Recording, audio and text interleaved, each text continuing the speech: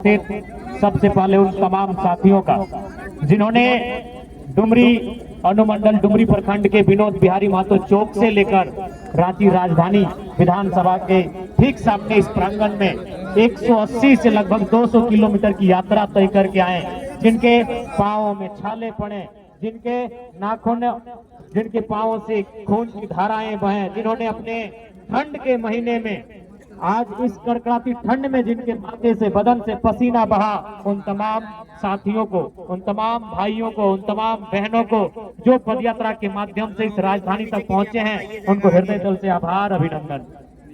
निसंदेह आपने बहुत ही कष्टकारी यात्रा का अनुभव किया और मैं उम्मीद करता हूं कि आपने पिछले 6 दिनों से जिस पद यात्रा के माध्यम से राजधानी तक चलने का काम किया है, आपकी वह पीड़ा, उन छात्रों की पीड़ा जो आपके घर के छात्र हैं, उन किसानों की पीड़ा जो आपके अभिभावक स्वरूप हैं, उस राज्य के निवासी जो स्थानीय नीति की मांग को लेकर 25 सालों से इंतजार में हैं, जो आपके लोग हैं, उनकी पीड़ा से शायद आपकी पीड़ा थोड़ी कम होगी। मैं उम्मीद करता हूं 6 दिनों की पीड़ा आपकी शायद आने वाले 6 दिनों में आप विश्राम के माध्यम से शायद आपको वो पीड़ा में राहत मिल जाएगी। लेकिन फिलहाल जो छात्रवृत्ति नहीं मिली है, फिलहाल जिस राज्य को स्थानीय नीति नहीं मिली है, फिलहाल जिस राज्य के युवाओं को नियोजन नीति नहीं मिली है, उस पीड़ा का अनुभव हमें करना है, उस पीड़ा को भी हमें अनुभव करना है। तो आप सभी साथियों का अभिनंदन जोहार, साथ ही साथ मीडिया के बंधुओं आपका अभिनंदन जोहार, जेल कैंप परिवार के सभी पदाधिकारी, तमाम सभी विंगों के पदाधिकारी, केंद्रीय, प्रखंड, जिला स्तरीय पदाधिकारी, अभिनंदन जोहार, महिला विंग की तमाम महिला नेत्रियों का धन्यवाद, आभार, जोहार, अभिनंदन। जैसा कि आप सभी जान रहे हैं, आज हम सभी एक लंबी यात्रा के बाद राजधानी पहुंचे हैं। आज 180 किलोमीटर की दूरी तय करके हम सभी राजधानी पहुंचे हैं और आज इसलिए हम यहाँ आए हैं कि इस राज्य के भविष्य करते हैं, इस राज्य के भविष्य जो आज वर्तमान में स्कूलों में, कॉलेजों में शिक्षा ग्रहण कर रहे हैं, जो अध्ययन कर रहे हैं, जो पढ़ाई लिखाई पूरी करने के बाद इस राज्य को संवारने का काम करेंगे, इस राज्य को संभालने का काम करेंगे, इस राज्य की उन्नति में आगे ले जाने का काम करेंगे। उन नौजवानों की, उन बहनों की, उन भाइयों की जो स्कॉलरशिप नहीं मिली है, हम उनकी आवाज बनकर 180 किलोमीटर की यात्रा करके यहाँ तक आए हैं।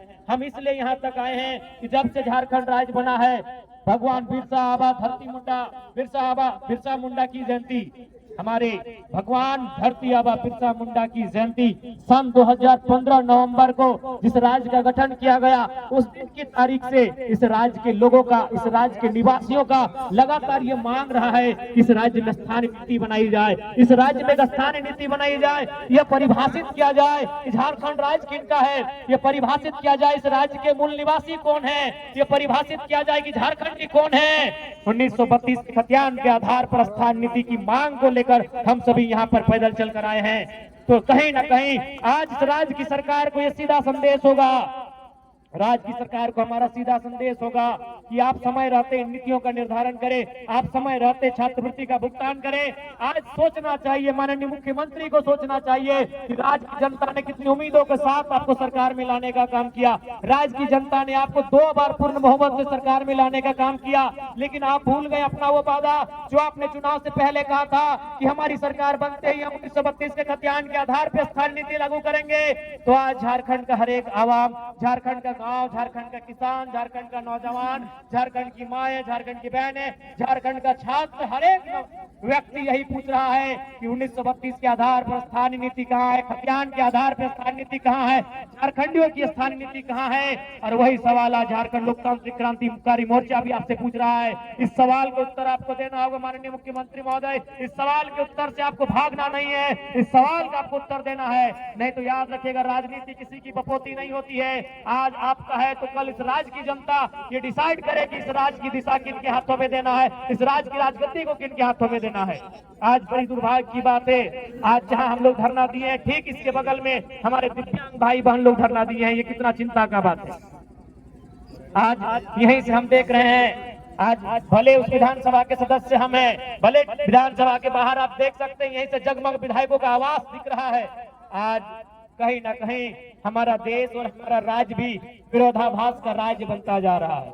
आज हमारा झारखंड विरोधाभास का राज्य बनता जा रहा है। एक और जहां हमारे माननीय विधायकों को 4 करोड़ 32 लाख का आवास दिया गया है रहने के लिए, आलीशान महल आलीशान बंगले दिए गए हैं रहने के लिए, मंत्रियों को 6 करोड़ का आवास 6 करोड़ का महल दिया गया है रहने के लिए, और उसी राज्य में जो अपंग है, जो अपाहिज है, जिन्हें हम दिव्यांग नाम दिया गया है, जिन्हें दिव्यांग कहा जाता है, जिनका हाथ नहीं है, जिनके पांव नहीं है, जिनकी आंख सलामत नहीं है, जिनके शरीर का कोई ना कोई अंग सलामत नहीं है, आज वे लोग पेंशन पाने के लिए आंदोलन कर रहे हैं। आज कई महीनों से उनका पेंशन बंद पड़ा है, तो सोच सकते हैं आज झारखंड की दिशा को किस ओर आप लेके जा रहे हैं।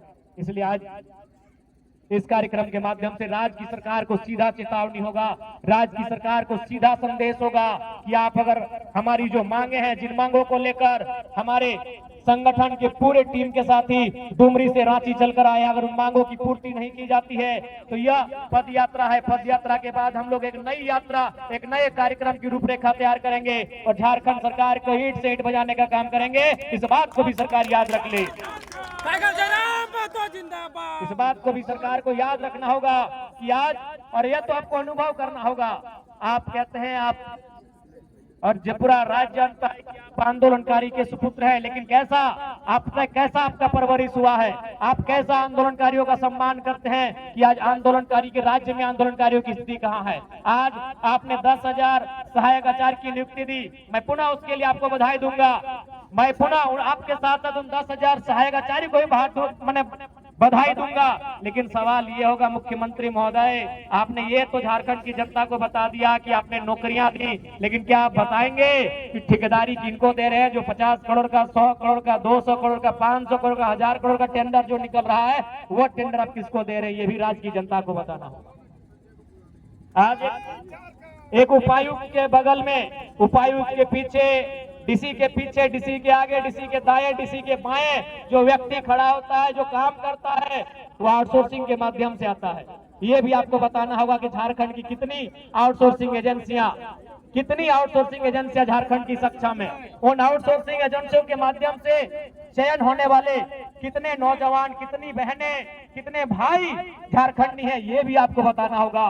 केवल नौकरियों में आप झारखंड को केवल ये मत दिखाए कि नौकरियों में, नौकरी के अलावे भी जो आउटसोर्सिंग एजेंसियां हैं, जो ठेकेदारी प्रथा है, वहां झारखंड के लोग कितने हैं, यह भी आपको बताना होगा। इस बात को आप नहीं भूल सकते हैं।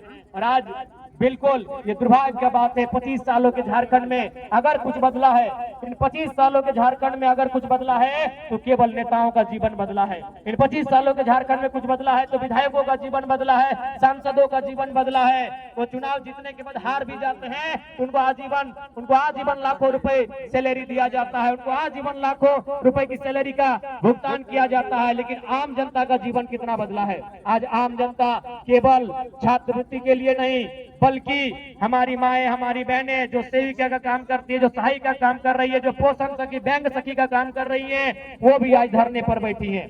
आज जो हमारे जेटेट परीक्षा की मांग को लेकर लोग के बाद संशोधन करने के बाद उन्हें छांट दिया गया, उन्हें फिर से उनका रिजल्ट पेंडिंग कर दिया गया, ठंडे बस्ते में डाल दिया गया। आज वे लोग धरने पर बैठे हैं, जेईपीसी कार्यालय में नौजवान धरने पर बैठे हैं, पंचायत के सहायक धरने पर बैठे हैं, पूरे राज्य के नौजवान, पूरे राज्य की बहनें धरने पर जगह जगह बैठी हैं। तो समझ में आना चाहिए कि 25 सालों में आपने कैसा राज्य बनाया। इसलिए अब झारखंड का नौजवान, झारखंड की आने वाली पीढ़ी ये कतई बर्दाश्त नहीं करेगी कि हमारा राज्य इसी प्रकार से लूटता रहे। आज क्या स्थिति है सबको मालूम है। बिल्कुल आज कहने में ये किसी को गुरेज नहीं है कि राज्य का खजाना खाली है, तो इसके लिए दोषी मुख्यमंत्री महोदय आप है। यदि राज्य का खजाना खाली है, इसका मतलब यह है कि आप विजन के साथ राज्य को नहीं चला रहे हैं। जिस राज्य में प्रतिदिन हजारों रुपए का कोयला, हजारों करोड़ का बालू अवैध रूप से निकासी किया जाता है, उस राज्य में अगर राज्य का खजाना खाली है तो उस राज्य के मुखिया की कार्यशैली पे सवाल खड़ा होता है। आज आपने लूट की इतनी छूट दे दी है कि एक साधारण सा पदाधिकारी, एक प्रखंड, एक थाना स्तर का पदाधिकारी महीने में अवैध रुपए से लाखों रुपए कमाता है। वो किसका पैसा है? राज्य का पैसा है, वो राज्य का खजाना है। लेकिन आपकी विजन आपको स्पष्ट बता रही है कि लूट की छूट है, भले खजाना भरे या ना भरे। इसलिए आज राज्य की जनता को आपको हिसाब देना होगा।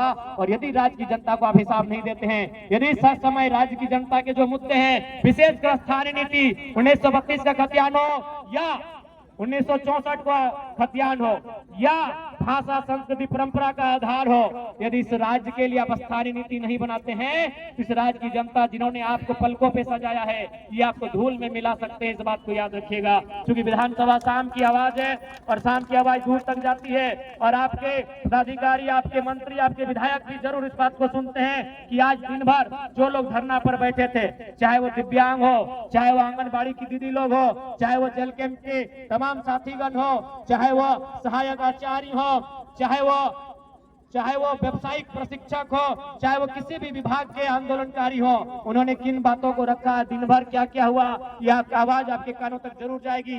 और यदि आप में जरा भी संवेदना है, यदि आप में जरा भी नैतिकता है, तो आज आपको तमाम जो आंदोलन हुए, कम से कम राजधानी में विधानसभा के दरमियान जितने भी आंदोलन होते हैं उन आंदोलनों की आपकी समीक्षा करनी चाहिए। यदि आप सही में दूरदर्शी सोच के लीडर हैं, यदि आप सही में दूरगामी सोच के लीडर हैं, आपकी सोच अगर दूर तक आपको लेकर जाती है, यदि आप दूर का सोचते हैं, आप एक विजनरी लीडर हैं, तो आज दिन भर में जब से विधानसभा का सत्र चल रहा है तब तक राजधानी में जितना आंदोलन हुआ, चाहे आंदोलन करने वाले किसी भी राजनीतिक दल के हैं, उनके मुद्दे क्या थे और उन मुद्दों, उन मांगों की अगर आप समीक्षा करते हैं तभी आप अपने आप को एक बेहतर लीडर कहिए। और यदि आप उन मुद्दों को, उन मांगों को यह कहकर अनसुना कर देते हैं कि आपके पास 56 सीटों की सरकार है, तो आप विजनरी लीडर नहीं है, आप अहंकारी लीडर हैं। आपको अभिमान है, आपको दर्प है, आपको घुमान है कि आप 56 सीटों के साथ सरकार में है। ऐसे में आप अपने आप को अभिमानी लीडर कह सकते हैं, विजनरी लीडर नहीं कर सकते हैं। तो यदि आप विजनरी लीडर हैं तो आज जितने भी आंदोलन, जितने भी धरने हुए यहाँ पर, उन आंदोलनों की समीक्षा करें, उन आंदोलनों का रिपोर्ट मांगे और उसको बैठक करें और इन समस्याओं का, इन मुद्दों का निराकरण करने का प्रयास करें। ये मैं माननीय मुख्यमंत्री महोदय से कहना चाहूंगा और मैं आंदोलनकारी साथियों से कहना चाहूंगा, क्योंकि आज जब तक मैं सदन में था माननीय मुख्यमंत्री नहीं आए थे, उनके दल के विधायकों से बात हुई है। हमारे महामहिम के जो राजभवन, अभी उन्हें लोक भवन का नाम दे दिया गया है, राजभवन अब लोक भवन बन गया है, तो वहां भी बात हुई है। वो आंदोलनकारियों की प्रतिनिधि मंडल टीम से मिलेंगे, उनमें 5-7 सदस्य टीम जो भी है, आप लोग पदयात्रा करके, विशेषकर जो डुमरी से रांची तक आए हैं, आप लोग चयन कर लेंगे।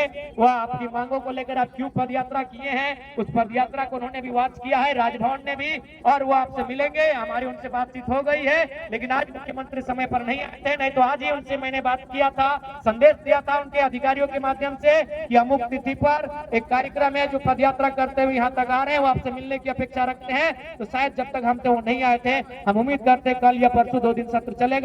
जो भी पदयात्रा करके, विशेषकर जो 180 किलोमीटर चले हैं, उन्हीं में से 5 या 7 प्रतिनिधि मंडल का चयन किया जाए और वह मुख्यमंत्री से भी मिलेंगे और महामहिम राज्यपाल से भी मिलेंगे और मिलकर हमारी जो समस्याएं हैं उन समस्याओं से उनको अवगत कराएंगे और निराकरण करने की दिशा में वो कार्य करेंगे। ये उनसे हम अपील करेंगे। क्योंकि रात्रि का समय है, हमारी माताएं बहनें भी काफी दूर दराज से आई हैं। सबसे पहले मैं पुनः आपके इस हौसले को, कर्कराती ठंड है, बिल्कुल रांची की ठंड बाकी जिलों की ठंड की तुलना में ज्यादा है, उसके बाद भी आपने इस ठंड की परवाह ना करते हुए इस राज्य के भविष्य के लिए, इस राज्य की स्थानीय नीति के लिए, इस राज्य के पढ़ने वाले स्टूडेंट की स्कॉलरशिप के लिए, इस राज्य के तमाम ऐसे लोग जो आज सिस्टम से प्रताड़ित है, सिस्टम से हतोत्साहित है, सिस्टम से परेशान है, उनकी आवाज बनने के लिए आपने 180 किलोमीटर की जो यात्रा की, यह यात्रा झारखंड के इतिहास में, झारखंड के आंदोलनों के इतिहास में स्वर्णिम अक्षरों में लिखा जाएगा। इस यात्रा में सम्मिलित होने वाले तमाम बहादुर सिपाहियों का, झारखंड लोकतांत्रिक क्रांतिकारी मोर्चा के तमाम बहादुर सिपाहियों का, तमाम बहादुर बहनों का मैं तहे दिल से इस्तकबाल करता हूं, अभिनंदन करता हूं, आभार करता हूं और मैं पूर्ण आशा करता हूं कि आज जेल कैंप एक ऐसा दल है जो दल नहीं, एक परिवार है। और यह परिवार, हम मानते हैं कि किसी परिवार में जिस प्रकार परिवार का हिस्सा होता है, अगर 2-4 बर्तन होते हैं तो आपस में टकराते हैं। क्योंकि इतनी बड़ी यात्रा करके आप आए तो जाहिर सी बात है थोड़ी सी परेशानी, थोड़ी सी आपके अंदर मनोभाव में परिवर्तन हुआ होगा, लेकिन मुझे पूर्ण आशा है उन बातों को, उन विषयों को भुलाकर हम लोग नए सिरे से इसी प्रकार से आंदोलन की धार को, झारखंड राज्य की स्थानीय नीति की मांग को, नियोजन नीति की मांग को, स्टूडेंट की स्कॉलरशिप की मांग को, तमाम जो प्रतियोगिता की परीक्षाएं हैं उसमें कैलेंडर जारी करने की मांग को, और तमाम चाहे वो दिव्यांग हो, वृद्धा हो, विधवा हो, उनकी पेंशन की मांग हो, चाहे सेविका हो, सहायिका हो, चाहे सखी हो, उनके मानदेय की वृद्धि की मांग हो, चाहे कोई भी विभागीय कर्मचारी हो, उनके वेतन की मांग हो, उनकी मांग को लेकर हम लोग आगे भी चरणबद्ध तरीके से आंदोलन करेंगे। यही प्रण के साथ हम लोग यहाँ से जाएंगे। हम आपसे यही अपेक्षा करेंगे, चूंकि लड़ाई लंबी है, आप इस बात को भी याद रखिएगा। मानते हैं आपने एक लंबी यात्रा तय की, 180 किलोमीटर की, आपने 6 दिनों का समय तय किया है। आपने मानसिक रूप से, शारीरिक रूप से अपने आप को बहुत ही कष्ट दिया है, लेकिन इस कष्ट का परिणाम जरूर आएगा, क्योंकि झारखंड राज्य हमें एक दिन में नहीं मिला है। हमें अपने इस कष्ट को अनुभव करते हुए उस कष्ट का भी अनुभव करना होगा। किसी राज्य से बिरसा मुंडा, भगवान बिरसा मुंडा को जेल में किस प्रकार की यातनाएं मिली थी, आपको उस कष्ट का भी अनुभव करना होगा कि किस प्रकार निर्मल महतो के सीने में गोलियां दाग दी गई। मैं मानता हूं आपको कष्ट हुआ है, लेकिन आप कष्टों का भी अनुभव करते हुए इस राज्य की बेहतरी के लिए, इस राज्य के लोगों की बेहतरी के लिए हमें संकल्प लेकर अपने आंदोलन को चरणबद्ध तरीके से आगे बढ़ाने के लिए प्रण लेना होगा। मैं सभी यहाँ पर उपस्थित अपने सभी सिपाहियों से, अपने सभी साथियों से, माताओं बहनों से, नौजवानों से ये अपील करूंगा, ये अनुरोध करूंगा। क्योंकि समय का अभाव है, ज्यादा समय नहीं लेंगे।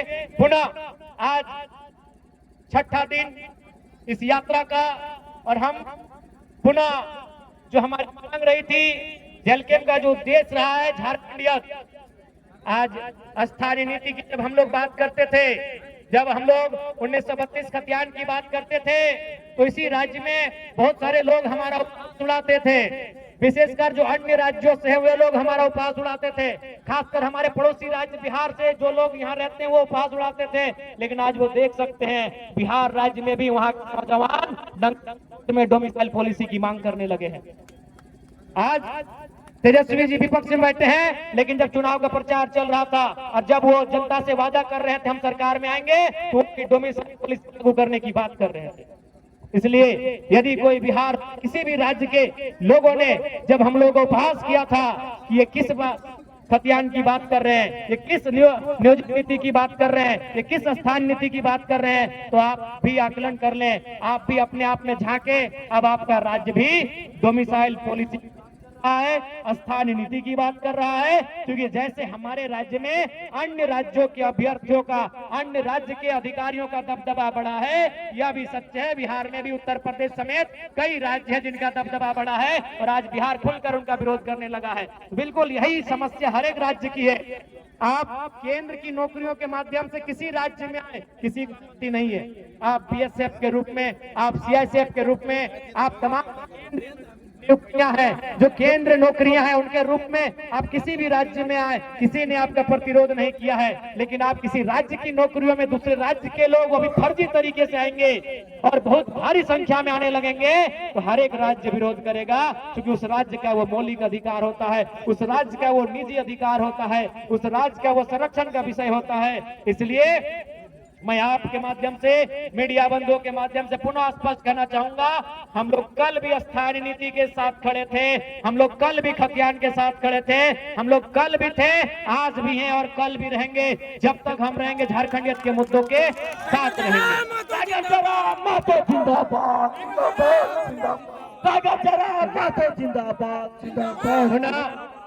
आज के इस कार्यक्रम में विशेषकर आज इतनी लंबी यात्रा के बाद भी आपने जिस अनुशासन का परिचय दिया, आपने जिस धीरज का परिचय दिया, धैर्य का परिचय दिया, जिस शालीनता सज्जनता का परिचय दिया, यह वाकई में बहुत ही तारीफ के योग्य है और इसकी प्रशंसा करते हैं। आपके जज्बे को सलाम करते हैं। बहुत बहुत धन्यवाद, बहुत बहुत जोहार। विशेषकर जो हमारी दीदी लोग आई हैं, ध्यान रखिएगा, इनको विशेष रूप से जिस गाड़ी